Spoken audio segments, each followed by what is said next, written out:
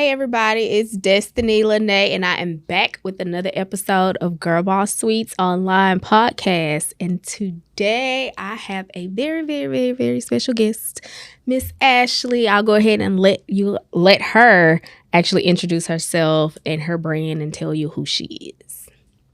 My name is Ashley, and I am the owner of the Exotic Hair Co.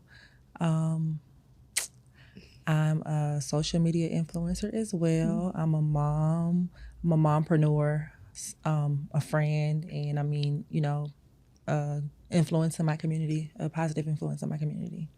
And she left out, she's the one that usually had my hair laid, not the braids, but she's the one that usually just, so for all of y'all that's been asking who been doing my hair, that was right there. So I'll ask a few questions just so you can get your anxiety out and get comfortable. So what inspired you to start at the Exotic Hair Co? Okay, so I started a salon years ago. I'm 39, okay? I was 20, and it was called Upscale Hair Studio. Okay. And I wasn't into wigs or, a lot of extensions. I just kind of did hair, the regular thing or whatever. And then I want to say bundles came, virgin hair came. And it was kind of like if you were just doing regular hair, you weren't making no money. So, I was always doing like maybe quick weaves and different things like that. But the virgin hair, it changed the hair game. Okay. So I was like, I need to get in on that or whatever. So long story short, I invested, maybe a couple $100, maybe $200 or $300, just got a few bundles. Okay. And just, to see what my customers thought about it, and they loved it or whatever. And it just went from there. I ended up like doubling my income in like a week. Come on, marketing queen. That's what I'm talking about. Oh, I need to get some more of this. I need to get some more of this. So it started there. Okay. So almost 20 years later. Here it is, the GOAT. The Exotic Hair Co. Okay. So why the name change? Because I heard you say that it was called something else, and then now you have Exotic Co. So the name change came when I just said, okay, I'm going to sell hair. Okay. I transitioned out of like doing like relaxers and silk presses, all the natural hair things. And don't get me wrong, I think those things are amazing. But I'm a girl who wears hair weaves. I wear hair weaves. I like natural looking hair weaves. Yes, Lord. And the better you are at making it look natural, the more you get paid in this industry as well. And I feel like I was blessed to be able to like be one of those people who could do that service or whatever. So it was just how fast it changed my life. And I was like, and I love what I did. So I was like, oh, okay. It was just, the matter of just being able to invest in myself. Right. So once the hair started selling well and the clients were loving it, I'm like, okay, so we're the Exotic Hair Co. Right.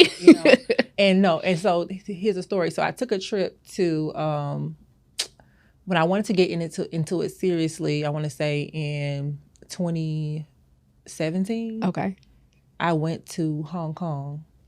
I was like, because I was buying it like wholesale online. Right. I had like a third party. I was like, and don't get me wrong, I was making good money then, but I'm like, I can get this cheaper. Right. And so I end up traveling to Hong Kong, and I end up meeting my suppliers. So I end up like cutting out my middleman.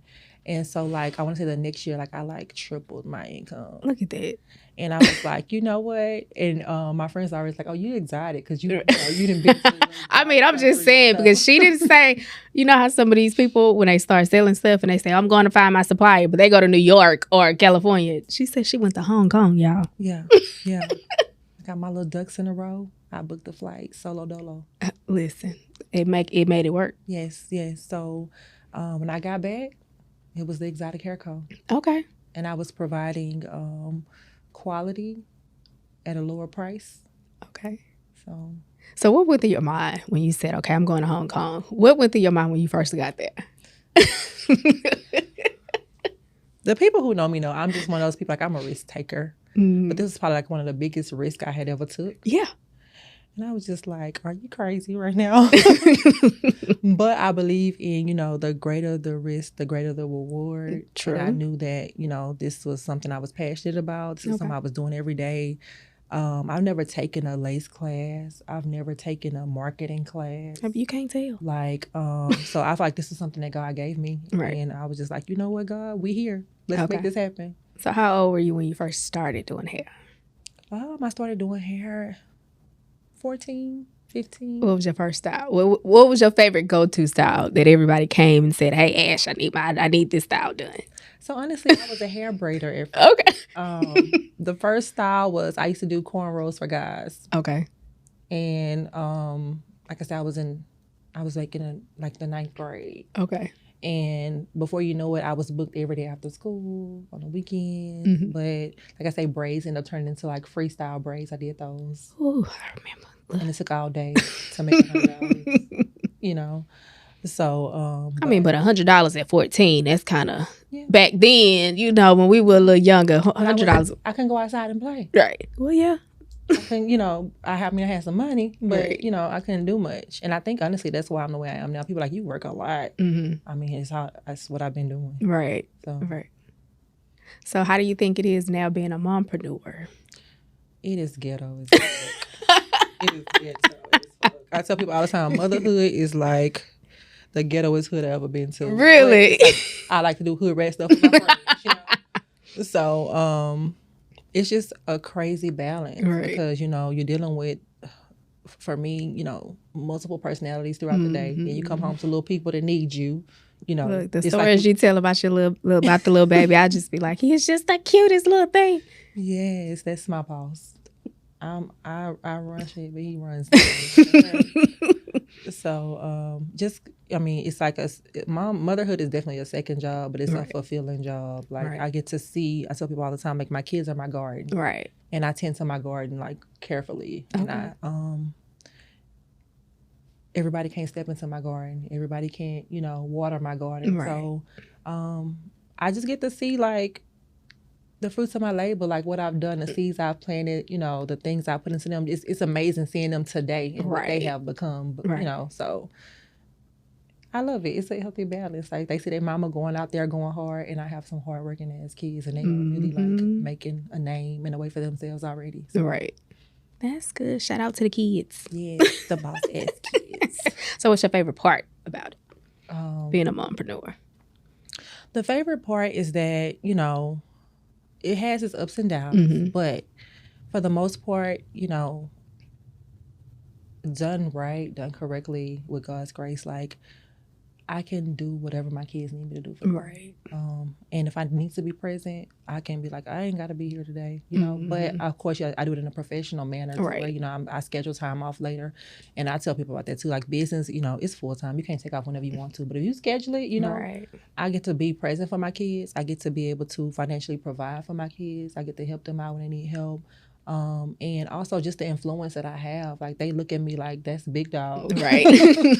So, and I know they're proud of their mom. So that's the most fulfilling part of just me being what they need to see. Right. So that they can become productive adults as well. So. Okay. So what do you think they say about their boss mom? For one, I am funny, y'all. I am so I play all day. I'm one of the kids too. The kids are like my homies. Like I had my son 19. Okay. I mean, I'm the mom, and yes, I was a huge disciplinarian or whatever. But as they get older, like for me, they become your friends or whatever. So what they would say about me is this: honestly, I stand on business. Okay. I play, but I stand on business. So once my mind made up, it ain't no going the other way. They would say I'm a loving person. I nurture everything around me, from my friends to they friends to the kids to my clients. My clients spoiled as hell. So I think they love that part about me. I'm a giver. So my heart, they probably would say my mom has a really good heart. Okay. So outside of being a mompreneur, what 3 words would you use to describe your brand? My brand is sexy. Okay. It's luxury. And it's everything like self-care. Okay. So, yeah. Okay. I like it. So for like a go-to relaxation method, like after a busy day, what does that look like? Relaxation for me, and I think most moms can relate, it's when them kids go to sleep. It's when they go to sleep. And I'm old school. I like to lay in the bathtub. So I'm gonna run me a hot bath. I'm gonna light me a candle. Okay. I'm gonna cut my music on because I don't, weirdo Christian, I don't watch TV. So I don't watch like any shows and stuff. So I'm gonna cut some music on and I'm just gonna vibe out till Right. it's time to go to bed. Right. So Okay. I like it. It was crazy because one of my other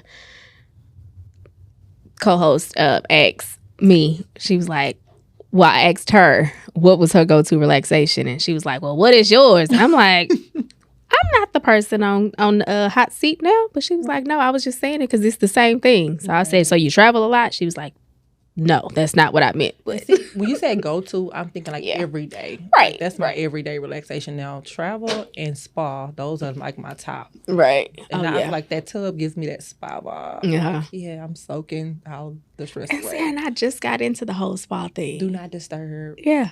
Yeah. Girl, Like I love it. literally just got into that because I'm not big on massages. Really. I'm not. And so maybe crazy thing, I'm a personal touch girl. Mm-hmm. So, and also I stand up all day. Right. Some days I'm Right. standing up 10 hours. I'm Right. standing up 8-9 hours. I have stress shoulders, back, feet, legs. Just to have somebody massage, and like I said, they're like basically licensed, so they know how to like loosen your muscles and just get your body, because you be feeling stiff. And then I'm 39. I wake up stiff. My 16-year-old was like, Mama, one day I was getting out the bed, I'm putting on my shoes, and I was like, oh, she was like, Mama, you ain't that old. I was like, I feel Look, like it. this body, it feel like it. Let me moan and groan if I want to.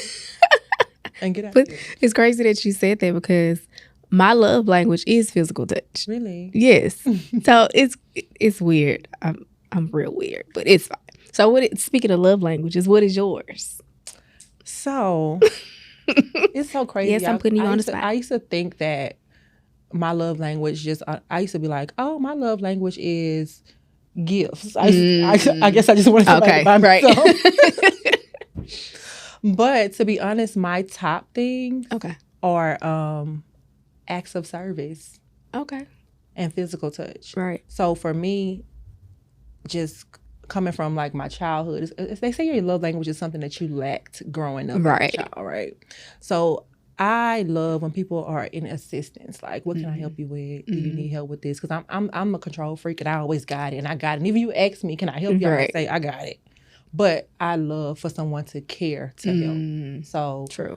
acts of service is my number one, and then after that, it's like physical touch. If I love you, like I hug my friends, I kiss my kids, my son. I bet he be like, get away from me. Right. Like I'm always rubbing people and touching people, and it just gets weird sometimes. But I don't mean no harm. Look, it's fine. I trust me, I get it because, like I said, mine is physical touch. And If I'm in next to you, I'm like not you, but you know, like I'm probably rubbing in your hair. listen, because we be all twisted up, and he Yeah. just be looking at me like, really? Yep, my legs be all up. Look, they be everywhere, child. I want just people put your arm touch around me. Put your arm around me. I need to be the little spoon. Right. Either one. Just I as need long a as big we spoon, touch too, it, yeah. it's fine. So who do you think inspired you the most on your entrepreneur journey? That's a tough one. Okay. Because I feel like it's so many inspirational women out here.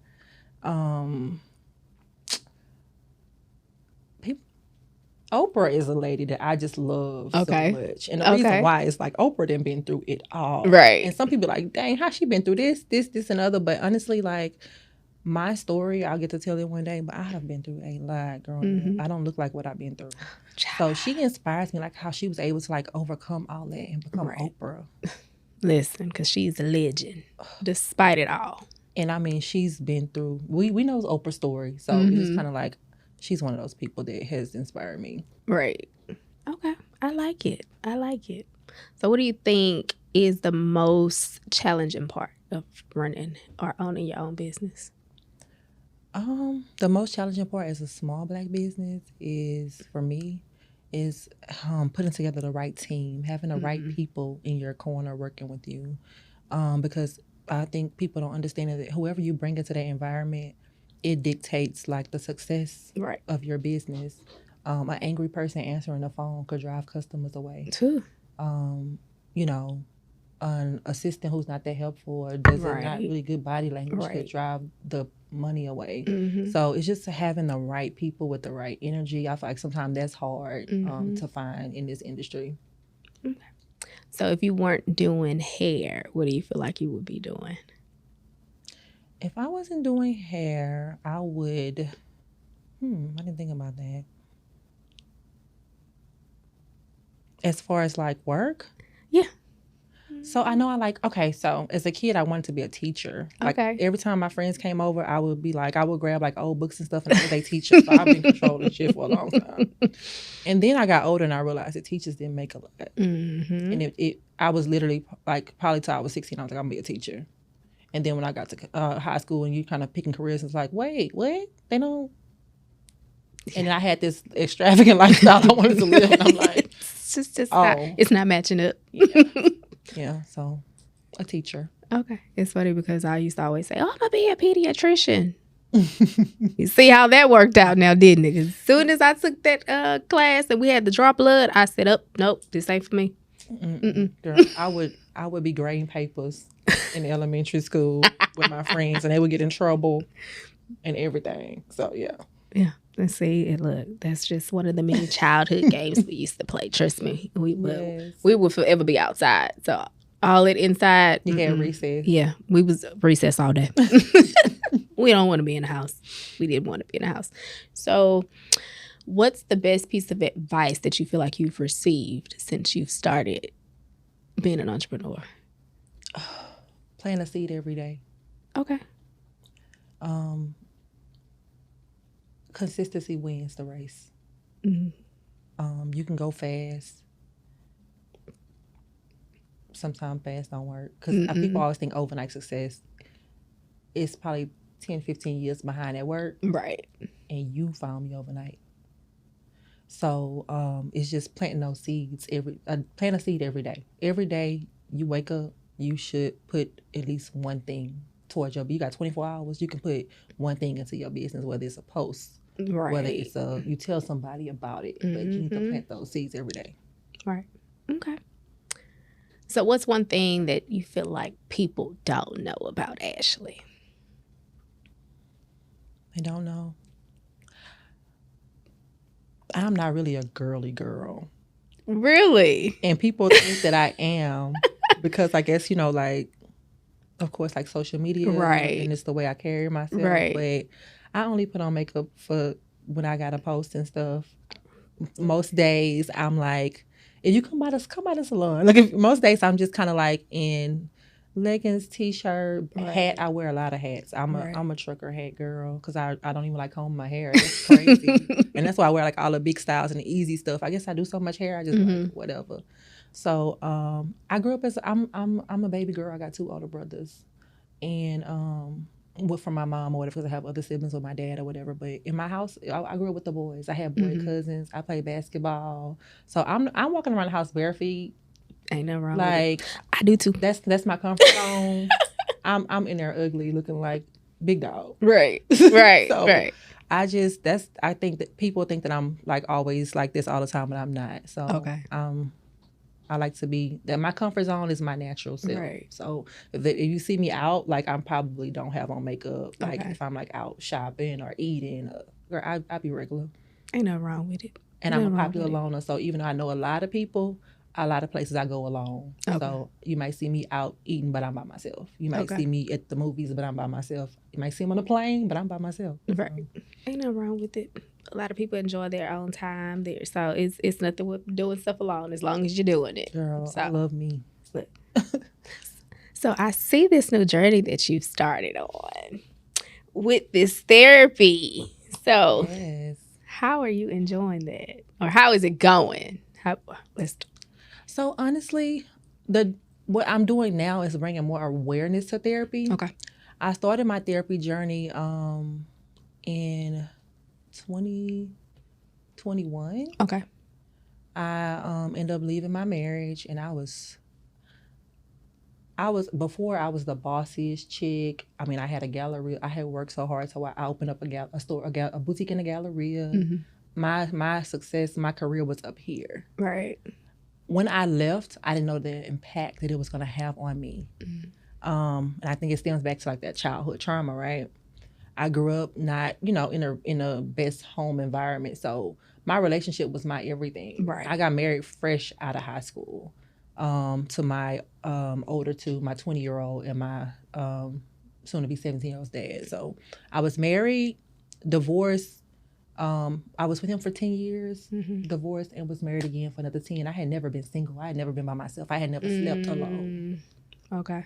So when I left, I didn't know the impact that it was going to have on me mentally. I couldn't sleep for a year. I couldn't eat.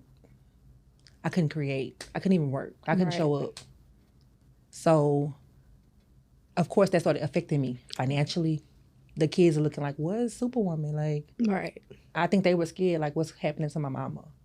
So it was at that point, I was like, I got to get help. Like, nobody had the answers. Right. Everything everybody was telling me, nothing was working. Look, nothing was working. So that's the thing, too. Like, nobody can tell you how to fix you. Mm-hmm. And it wasn't until I went and sat in front of a therapist, too, I figured that out. It was like a light bulb came on. Believe me, I know. I've been there, done that. Because I went and did therapy when I left my ex-husband. So, trust me, I know. And I know the impact that has on you. Seriously. Yeah. Yeah. Even if it's at a point where you're just like, okay, I'm ready to walk away, it still has I wasn't mentally prepared. Yeah. And I don't think you could ever be mentally prepared. Right. Like I said, I had never been alone. Mm-hmm. I married my high school sweetheart. Mm. And when we divorced, I was with somebody again. I guess when he met me, he was like, that's a wife. So we moved pretty fast, and we were married, within like a year and a half, 2 years. And then we were together for 10. Okay. So I had never been alone. So even just to come home and nobody's there, like everything was triggering. Mm-hmm. And then, like I said, I'm a popular loner because I did everything with him. Right. So now I'm really sitting here eating by myself. Now I'm sitting here on the weekend trying to figure out what to do by myself. So it just took me a while to just get back into like, the first thing she said, who is Ashley? Listen, I went in there and laid it all on the table and told the lady, look, here's my problem. Fix me. She was like, Destiny, that's not how this works. It's not. Oh my God, it's not. I was like, well, I was just saying, like, I'm just telling you, this is what's wrong. And she was just like, no, let's unpack everything that you said. So I literally had to go back to the beginning, like, as a child. And I'm like, uh-oh. Yeah. You might know what you're doing. And unpacking is a process. Child, listen. I told her, I said, well, you're going to need longer than an hour. She was like, well, we can see you next week. And I was like, I got to come back next week. Why we can't do it today? Like, the next person, they can wait. Girl, the first conversation, I remember getting off the phone like, we finished? No. But I got to pack this. I got to carry this. And I had to. Yeah. But what I end up doing, y'all, I would challenge anybody to invest in it. Like, we invest in trips. We invest in clothes. We invest in hair, shoes. Like, I literally was like, I got to talk to you every week. Like, and it was every week I was paying this money to talk to this lady, but she was helping me. And every week after week I got better, and I started feeling better, and I understood myself more. Mm-hmm. It was almost like you start opening up a book and you're like, oh shit, that's why I do that? Right. Oh, that's why this keep happening to me? Exactly. Oh, and a lot of it is because your mama, wasn't there, or your dad was this, or this was your living environment. Mm-hmm. And it made me come back to self-account. Therapy makes you hold yourself accountable because I was looking for somebody to blame. Absolutely. So now I'm just basically bringing awareness so that people, in a cool way, like, it's cool to know who the fuck you are. Listen, because a lot of people out here don't know who the fuck they are. Look, my friends will tell you in a minute. Oh shit, therapy.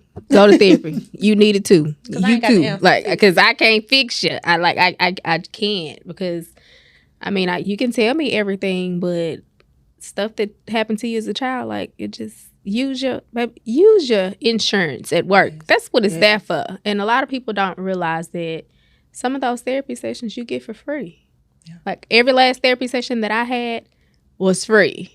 And see, my girl was out of network, and I wanted her so bad. Y'all, shout out to Ashley Ward, Coming You Counseling Services. I give her. She saved my life. Yeah. She literally saved my life. Yeah. And I was never to a point of like suicidal. Right. Or nothing like that. Because my kids are everything to me. Right. They need their mama. Right. But I was at a point to where I was like hopeless. I was literally hopeless. And I was literally like mentally drained. And like I said, I can create. Right. I can show up to work. But as far as getting on Instagram and doing this, like, I feel like I did what I needed, the bare minimum to survive, but I just wasn't present. And saying I was the complete opposite. The complete opposite. I was showing up for everybody else, but I wasn't showing up for me. Wow. So I was still working. I was still running businesses. I was still doing school. I was still being a daughter, still being everything at home, still being an auntie. But when all of that, at the end of the day, people didn't know. I was laying at home in the dark, like literally laying in the dark. Trust me, lights off. I know what that feels like. For hours and hours at a time, unless it was time for me to get up and go to work. So I would get up, go to work, do the same thing, go back home, lay back in the dark. Yeah. And I was literally the opposite. I was I called myself a functioning depressant. So I was functioning too. Like I said, I still had the exotic haircut. Right. But I wasn't investing in it like I used to. I was just showing up. I've been doing hair so long, I have clients. Right. But I was just showing up to do their hair and go home. Right. I would probably cry in the car till I got there and put my game face on and cried all the way back home. Yep. And when I got home, feed the kids and then go in the room and be out. I feel like I wasn't even present as much as I needed to be for my children. Right. So, yeah. So in that state, you already had your business going. You had the wigs and everything. How did you maneuver and figure out what wigs to pick or what needed to pick you up out of it? I've always known what to do. Okay. It was getting me to do it, right? Gotcha. I think it was more of like a pivotal moment. Okay. Like I told you, like I said, I cried every day for a year. And one day, I let my son drive my car to school. Okay. And he called me after school that day. It was him and his sister. It's his senior year. He's getting ready to graduate. And mama depressed. Okay, this is crazy. So he calls me after school and he's like, you can tell like he's hysterical. Like, mama, I'm like, what's wrong, baby? I'm so sorry. I wrecked your Maserati. And I was like, fuck the Maserati. Right. Are y'all okay? Are you okay? And he's like, yeah. And then somebody snatched the phone, but he was like, you can tell he wasn't okay. Oh. And I'm like, now I'm panicking. The lady's like, oh, your kids just had an accident with an 18-wheeler. I'm like, oh shit. So I call, get a ride to the hospital. This is like way in the Woodlands. In the Woodlands. So I on my way there, of course, you headed to the hospital. You see how the traffic is backed up it's backed up on your side because everybody kind of looking on the other side. We pass up. My car is upside down in the freeway. I haven't talked to my kids again. I haven't talked to my kids again. It's a sign. I still have the picture. The sign behind the car is Ashley. It's the Ashley furniture store. It says Ashley. And I get to the hospital. Mind you, I'm already depressed. Really ain't got nothing to lose. Like, I'm worried about these kids. Like, Lord, if something is wrong with these kids, like, I don't know what life is going to be like. Right. And so, get in there. They take me to my kids, girl. They sit in the back. They just got scratches. Car flipped over 3-4 times. They walked out. And at that moment, I felt like God was telling me, like, what you crying about? Right. What you crying about? You got bigger fish to fry. You still real blessed around here. So, like, and I just felt like, even, like I said, that sign was like, I didn't cry a day after that. Because on the way to that hospital, nothing in the world mattered to me. Right. All I could think about was them. And it's like when I left, that was like my spark to like, I need to be taking care of my kids. Right. I need to get my ass up. And he didn't give it back to me because he didn't want me to have it. God saying move. Right. And I just took that as my push to go. And that was my moment of just like I'm telling you, like the next day, I was back posting, ordering from suppliers with the little that I had, because I started from little, you know what I mean? was literally sleeping on somebody's couch at that moment. Like I said, I was in depression. I had lost my house. I had lost, you know, a lot. And I want to say within a couple weeks, we were moving back into a new house, because that's nothing about hair. The business is the business when you in it. Hello. So it took me maybe 30 days to get a house, a car. Come on. I just had to mentally and that's why I feel like therapy is important, because sometimes it's just our own mind holding us back. Absolutely. Nobody was saying, sit your ass down, don't do nothing. I couldn't, because my own mind would let me do it. Right. So. Right. Okay. So fast forward to now. Tell me about this $100 wig install, because the people want to know. So tell us, how did you come up with it, and what made you start the $100 wig install? So before my fall, right. I had Bob's hair included. Like I started the Bob thing with the hair included or whatever in Houston. I take pride in that or whatever. I'm one of those stylists who I don't follow no stylists in Houston. I always pray for God to give me something. Okay. So when I got back to doing hair, I was like, I need something that's gonna like make people just run through the door. Like I was charging $300 for installs and $250 for installs. Right. So me and my homegirl, we sit in a chair one day, and I was like, what? I was like, I'm thinking I want to take them down like to like $150, blah blah blah. And she was like, do them for $100. And I was like, $100. And she was like, man, I'm telling you, $100. And I'm like, Lord, but nobody else doing $100. Exactly. And I was known as one of the people who did them real well. Right. I was charging $300. If I go to $100, I was like, you know what? Forget it. I'm gonna market this $100. Right. I threw that $100 out there. That schedule said boop boop boop boop boop boop. I was like, oh dang. And it's crazy, because in that I met so many new clients, and they fell in love with me, and now they're regular clients. So I mean, just that sale brought so many new people in the door. Right. And I feel like it was a God thing, because now everybody in Houston doing it. That too. That too. So what do you feel like sets you apart, like, from other stylists? Honestly, it's me. Right. Like, your brand is you. Okay. How they say, you can steal the season or something like that, the South. Right. I'm who I am. I'm nice. I'm naturally nice. I don't desire to be a mean girl. Right. I'm naturally helpful.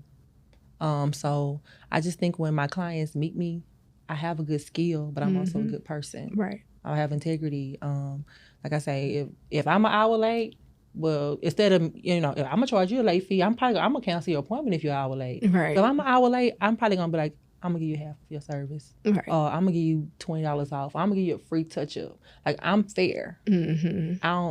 I don't think that I'm better than my clients. We all people, and I'm grateful for my clients. Right. So I think that sets me apart too. Like, I'm always trying to be convenient to my customer, because I shop for convenience. Everything I do in my life is for my convenience. Mm-hmm. So I don't like for my clients to have to go out their way to have to do something for me. Right. Or feel like I took something from them, or I didn't treat them well. Right. Because I don't patronize places that I don't feel like I'm treated well. So I think it's just me. Okay.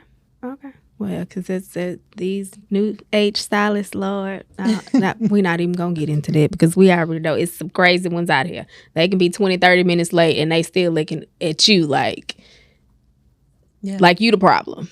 Ma'am, you 35 minutes, 45 minutes late, and you looking at me like I'm the issue? Like, come on now. Yeah, so it's...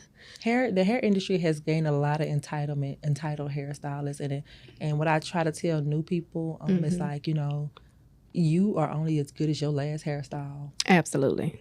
You can be great, but if I sit in your chair and you not treating me right, or if I had to wait an hour and a half, 2 hours, and you didn't even apologize to me, and you treated me like my money didn't matter, I don't care. I'm not coming back. Mm-hmm. And that's with any service, because I want to be respected, because I'm gonna respect you. Right.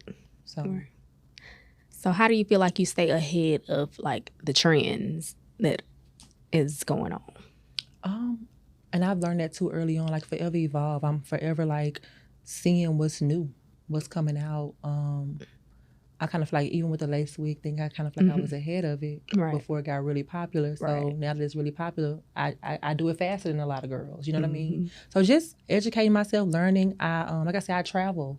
to figure out what's next. If they have like, I've been to like the NAHA Awards. It's like the it's an award. It's like the National American Hair Awards or whatever. So it's like stuff from all over the world. And so you see these things before they even start trending. And you can figure out what you want to do and how to use it. Okay. So what challenges do you feel like you face with being in the hair industry? Challenges?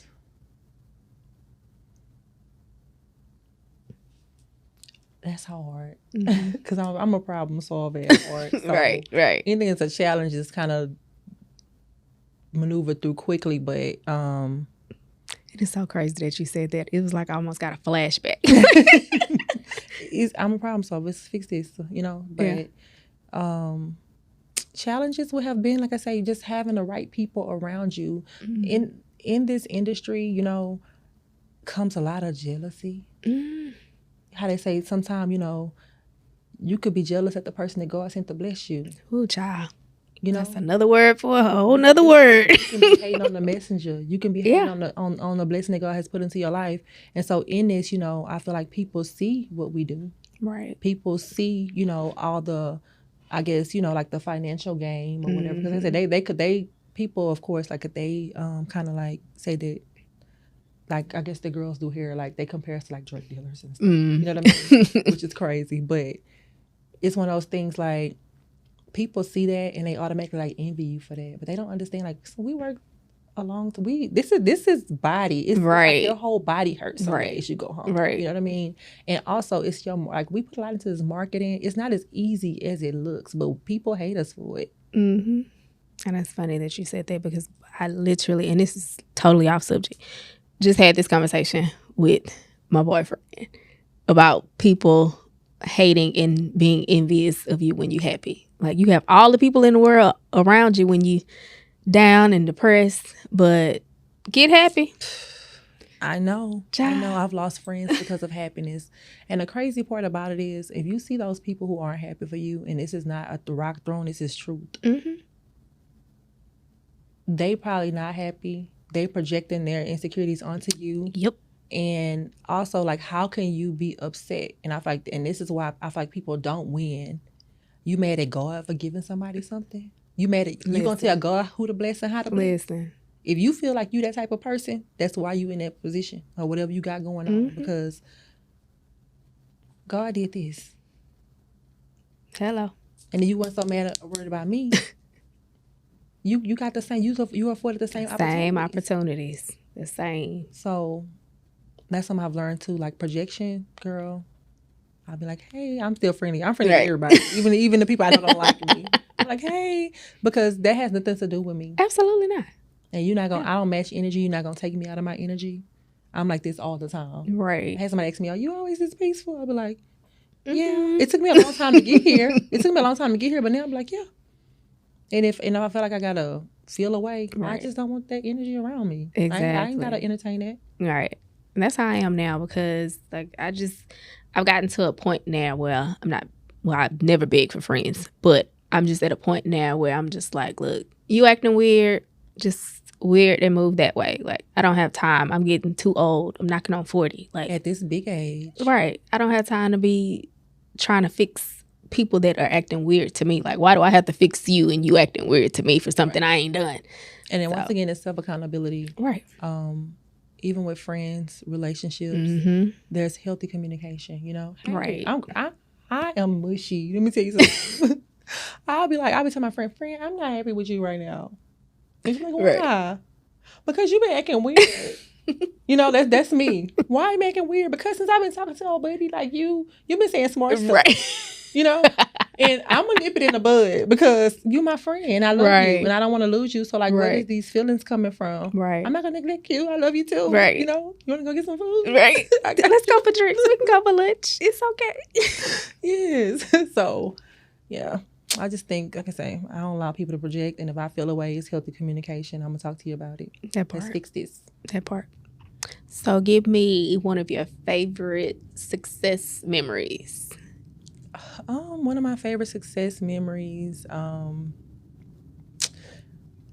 I opened up my Galleria store. Okay. that was all grind. That was all me. Come on. Like, I literally worked a lot of years, and it was a lot of like blood, sweat, and tears that went into this. So for me to come from, not having a lot as a kid, for me not coming from the best example, of what I should be, I just feel like through life I learned, and those kids even pushed me more after becoming a mom. So me working, I opened up a store in a Galleria. Right. I sold wigs during a recession. Come on. Not a recession, but during COVID. You know what I Right. mean? That shit affected the world. I still had a job. I still was working. I was still providing for my family. We were still eating. So that was a moment for me. I knew God had his hands on me at that moment. Because I'm like, dang, I'm here. And then I had people there to support me. Come on. Women showed up for me. Right. And so that was one of my moments. I was like, oh, and my kids were able to see that. Right. So that was like one of my best moments. Okay. So losing it all, girl, I was talking to the lady. Ain't nothing wrong with talking to the lady. Ain't nothing wrong with that. So what advice would you give a woman with children, a mompreneur that's thinking about branching out, being fully entrepreneur? I would say make sure that you're passionate about whatever you're going to branch out to do. Make sure you love it. Maybe make sure it's something that you would do even if people didn't pay you for it. That's what people ask me about hair. Like, why do you love hair? I did my friend's hair when I was a kid. I was in the restroom at school like, oh, you want me to, hook it up for you or whatever? So it was something that I could do even if I didn't get paid. Okay. So like I say, my days go by sometimes it's 8 hours, but it only feel like 4 or 3. So I feel like with you being a mom and you already having a second job when you get home, make sure you love what you're about to step into. Come on. Because it's going to require late nights. It's going to require early mornings. It's going to require you to maybe miss out some things with those kids. And if you don't love it, you're going to feel trapped. Right. If you're going to love it, you're going to have regrets if you don't love it.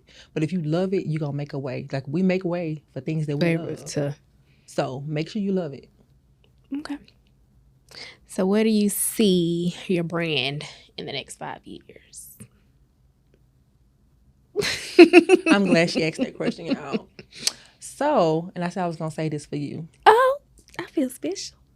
I haven't told anybody what I'm working on. I keep saying project number 1 and project number 2. Yeah, because I keep seeing it on Instagram and I'm just like, wait till I get to the shop because I want to know what this is.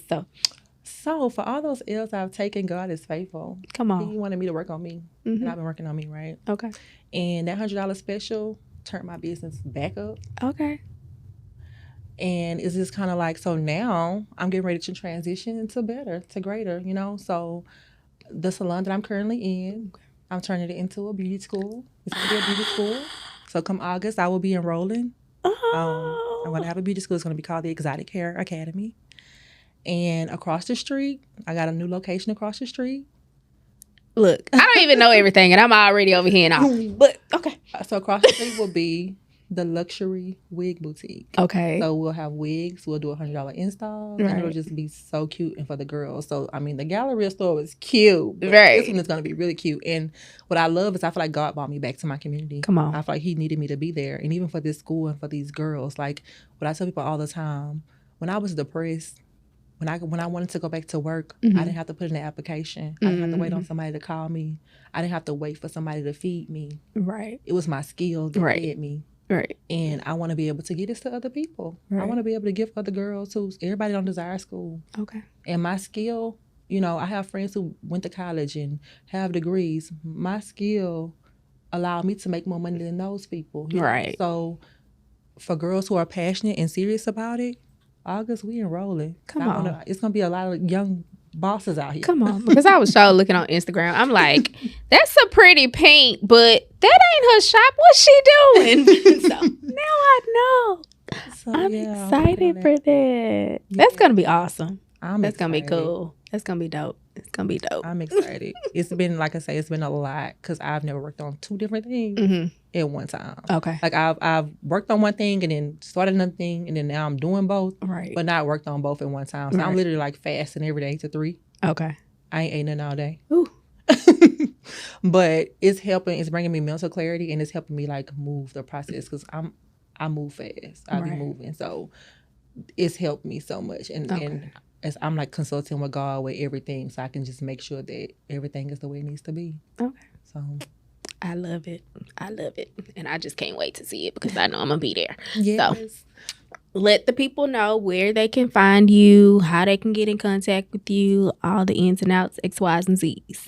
Okay, so nowadays everybody be like, "What's your Instagram?" That's the new business card, Right? It really is. Cards out. These how people putting cards on cards on the cars at the club, Right. and like just pass them out in the mall. But now people are like, "What's your Instagram?" So first, Instagram is Crowned Ashley H. That's my personal page, and there you can click on my my business page is The Exotic Hair Co. I also sell athleisure clothing, top floor luxe apparel, and I'll be dropping a new collection for the Fashion, Fitness, and Swim show, which is next month. So our new collection will drop then as well. But you can find me on Instagram, and I'm located on Titwell, 6502. Titwell will be the school, and 6513 Titwell will be the hair boutique. Right. And for those that don't know what end of Titwell that is, it's Titwell and Homestead. So you don't get lost. Yes. I'm just saying, if you can't put it in your GPS, it's Titwell and Homestead. Yes. So, well, I appreciate you for coming. I appreciate you for having me. No problem. So you've been all love since the day we met, and I love that. Of course, I already told her she can't get rid of me, so it's fine. Whether she wants to or not, it's fine. I'm still coming. So, well, I appreciate everybody for tuning in. Again, I am Destiny Lene. For those that don't know our Instagram information, it's at GirlBoss Suites HTX. My personal Instagram is I am Destiny Lene, and our website www.girlbosssuites.com. So thanks for tuning in. Peace.